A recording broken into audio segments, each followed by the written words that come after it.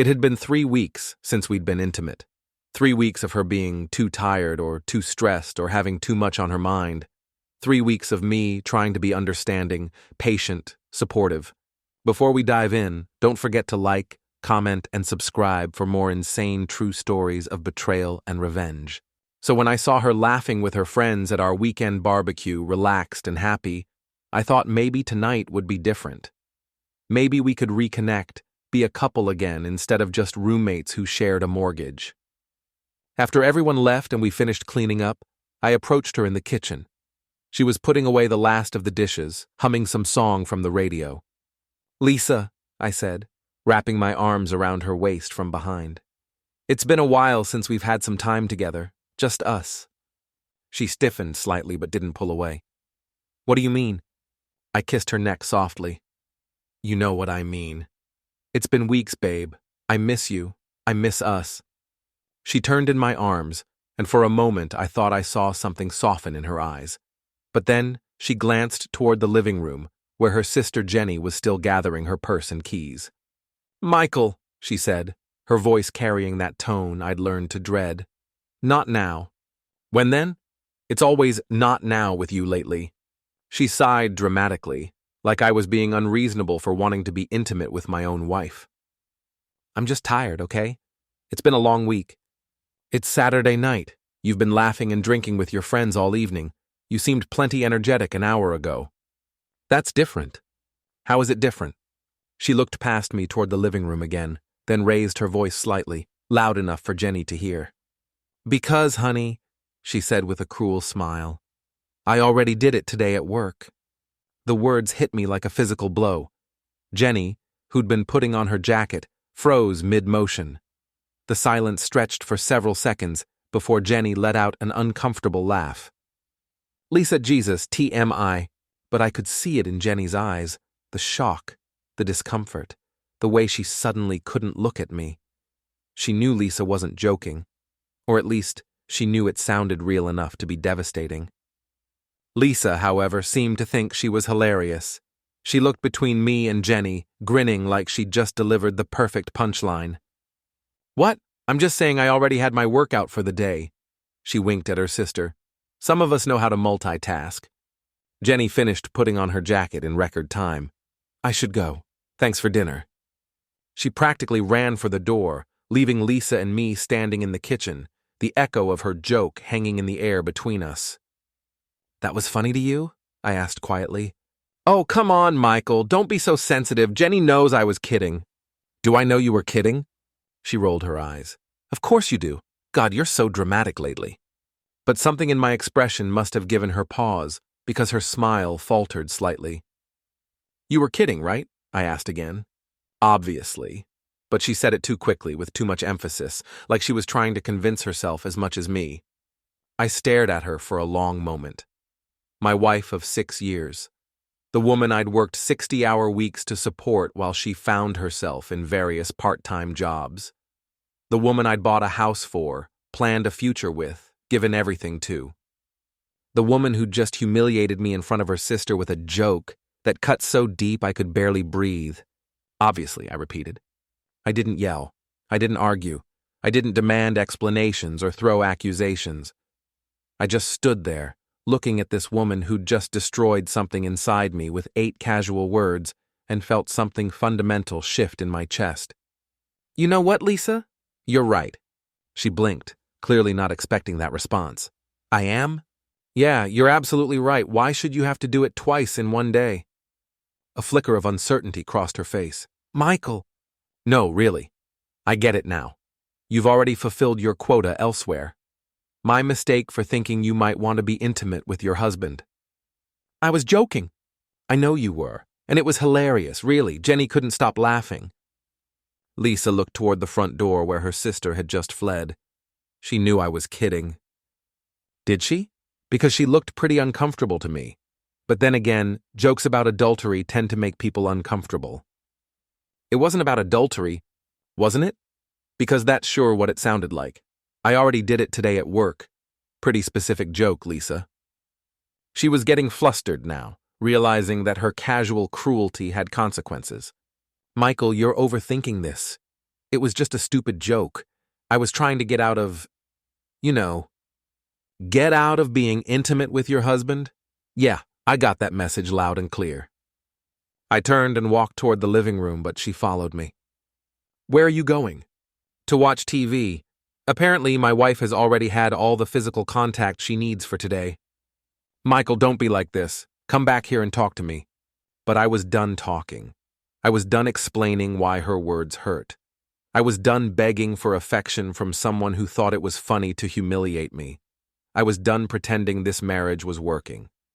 I sat down on the couch and picked up the remote. Lisa stood in the doorway for a few minutes, clearly expecting me to apologize or try to smooth things over like I always did. When I didn't, she huffed and went upstairs. I sat there for 3 hours, not really watching whatever was on the screen, just thinking. About 6 years of marriage, about all the times she'd made me feel small or unwanted or foolish, about all the excuses I'd made for her behavior, about how someone who loved me would never have said what she just said, joke or not. Around midnight, I heard her coming back downstairs. She'd changed into a nightgown, not the sexy kind, but the kind that said, "I'm making an effort, but not really." "Are you coming to bed?" she asked from the bottom of the stairs. "In a while?" "Michael, I'm sorry, okay?" It was a dumb joke. I didn't mean anything by it. I looked at her then, really looked at her. When had she become someone who thought cruelty was funny? When had she become someone who could hurt me so casually? "I know you didn't mean anything by it," I said quietly. "That's the problem." "What does that mean?" "It means you hurt me without even thinking about it. It means humiliating your husband comes so naturally to you that you don't even realize you're doing it." "That's not—" "Go to bed, Lisa.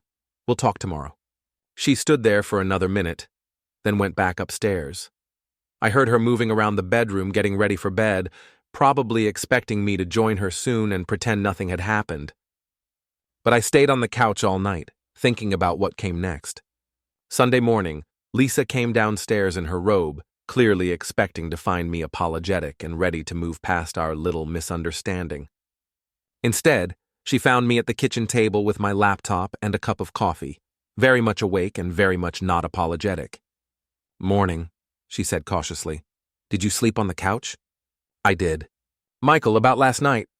"Lisa, I need you to go get dressed and go visit your mother today."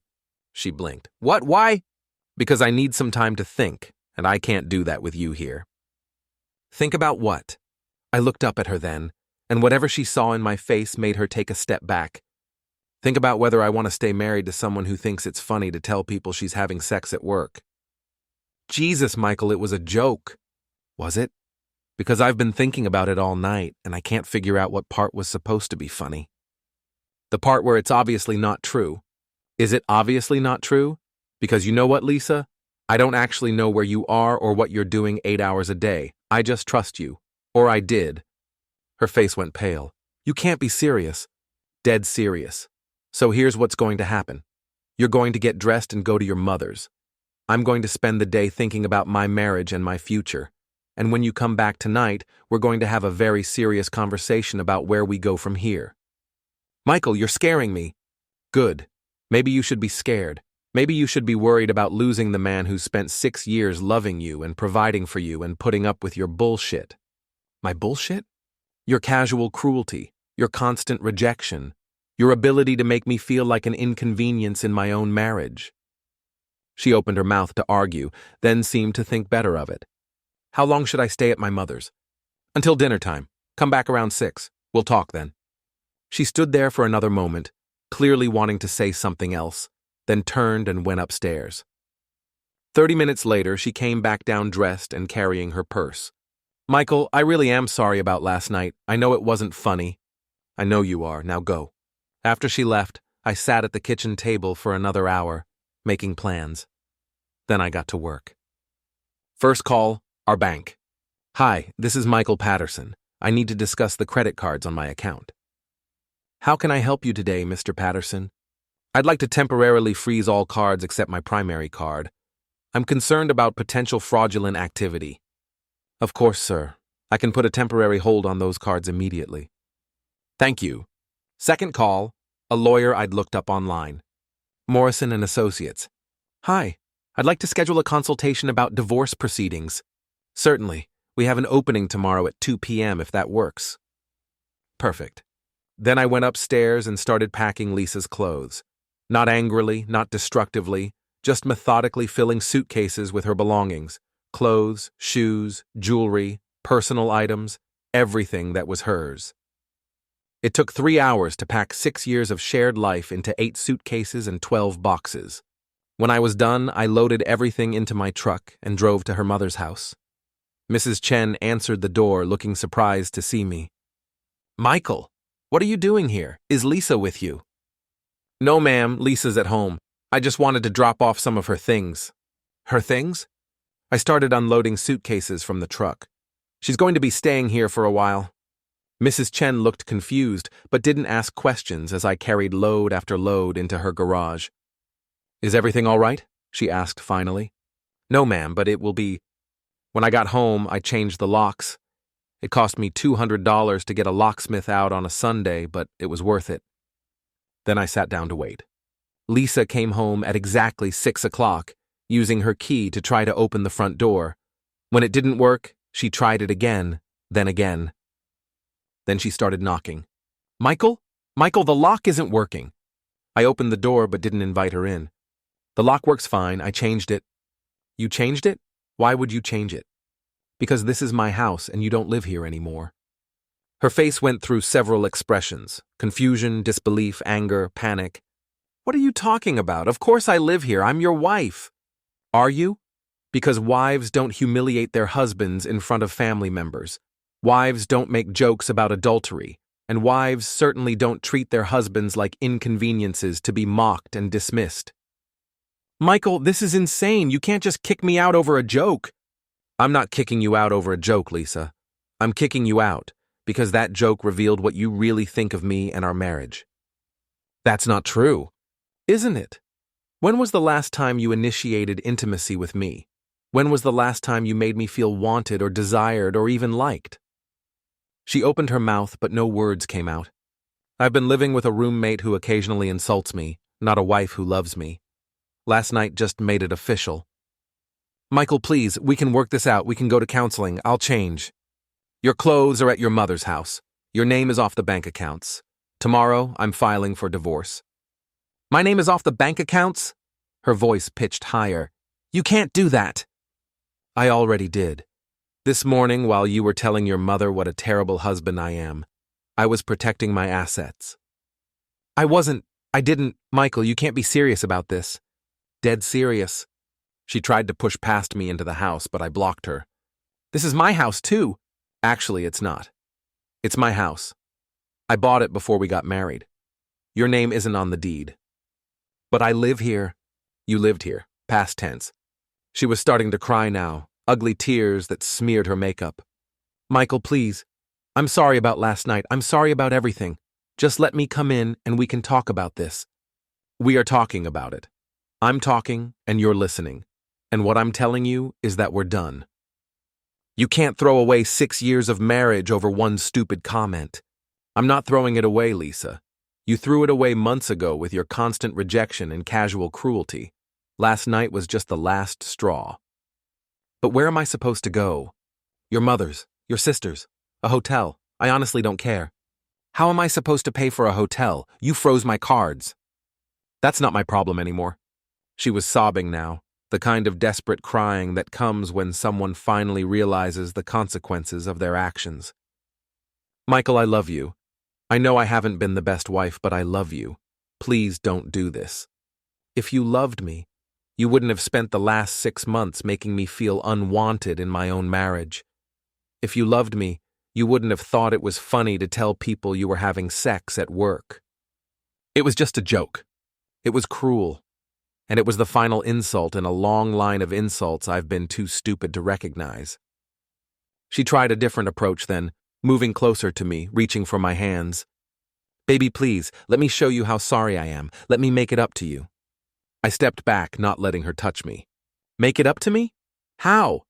By having sex with me out of guilt? By pretending to want me because you're afraid of losing your meal ticket? That's exactly what it is, Lisa. You don't want me. You want what I provide. The house, the financial security, the social status of being married. But you don't actually want me. I do want you. No, you don't. And you know what? I'm done pretending that's okay. I'm done begging for scraps of affection from someone who sees me as a burden. She was crying harder now, makeup completely ruined, looking desperate and small. Michael, I'll change. I swear I'll change. I'll be a better wife. I'll be more intimate. Whatever you want. What I want is to be with someone who actually wants to be with me. Someone who doesn't have to force herself to touch me or pretend to enjoy my company. I don't pretend, don't you? When was the last time you kissed me without me initiating it? When was the last time you told me you loved me without it being a response to me saying it first? She couldn't answer. I've been married to someone who tolerates me, not someone who loves me, and I'm done settling for tolerance. Please, she whispered, please don't give up on us. I gave up on us months ago, Lisa. I just didn't want to admit it. I started to close the door, but she put her hand against it. Wait, what about my things, my clothes, my jewelry? At your mother's house, where you'll be staying. You had no right to pack my things. I had every right. They were in my house. Our house. My house, my mortgage, my down payment, my name on the deed. The reality of her situation was finally sinking in. She had no job, no money, no place to live, and no legal claim to anything. Michael, you can't just throw me away like garbage. I'm not throwing you away. I'm choosing not to live with someone who treats me like garbage. I never treated you like garbage. Last night you told your sister you'd already had sex at work rather than be intimate with your husband. If that's not treating me like garbage, what is? She had no answer for that. You made your choice, Lisa. You chose to prioritize everything and everyone over our marriage. You chose to make me feel unwanted and undesired. You chose to humiliate me rather than love me. I was joking. You were joking, but I wasn't. I looked at her one last time, this woman I'd loved for 6 years, this stranger who'd become an expert at making me feel small. Goodbye, Lisa.